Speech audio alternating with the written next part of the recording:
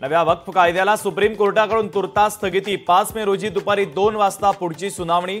केंद्र सरकारला 7 दिवसात उत्तर देण्याचे निर्देश।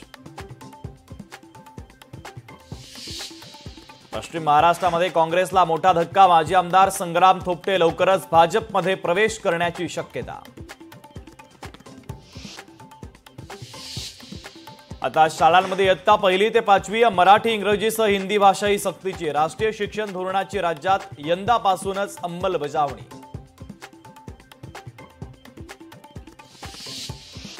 स्वच्छ शब्दात सांगतो, हिंदीची सक्ती आम्ही खपवून घेणार नाही। राज ठाकरेंचा सरकारला इशारा।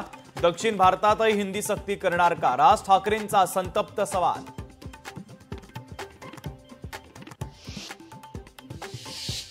घाटकोपरमध्ये पुन्हा मराठी गुजराती वाद पेटला। मराठी माणसं घाणेरडी मच्छी खातात तशा शब्दात ठणवल्याचा मराठी कुटुंबाचा आरोप। गुजराती कुटुंब त्रास देत असल्याचा मराठी कुटुंबाचा आरोप।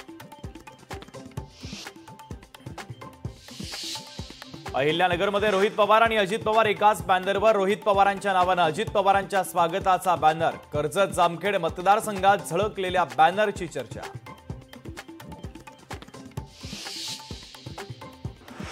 अल्पवयीन मुलींवर अत्याचाराच्या प्रकरणांमध्ये वाढ। रायगडमध्ये 4 दिवसात 3 अल्पवयीन मुलींवर अत्याचार, तर कर्जतमध्ये स्कूल बसच्या क्लीनरकडून 4 ते 5 वर्षाच्या मुलीसोबत गैरकृत्य।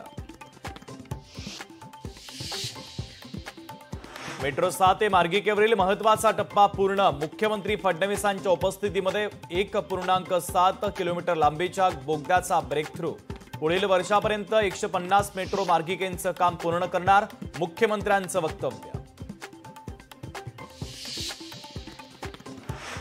सोन्याचे भाव 1 लाखांच्या उंबरठ्यावर। जीएसटीसह सोन्याचे भाव प्रतितोळा 98,262 रुपये।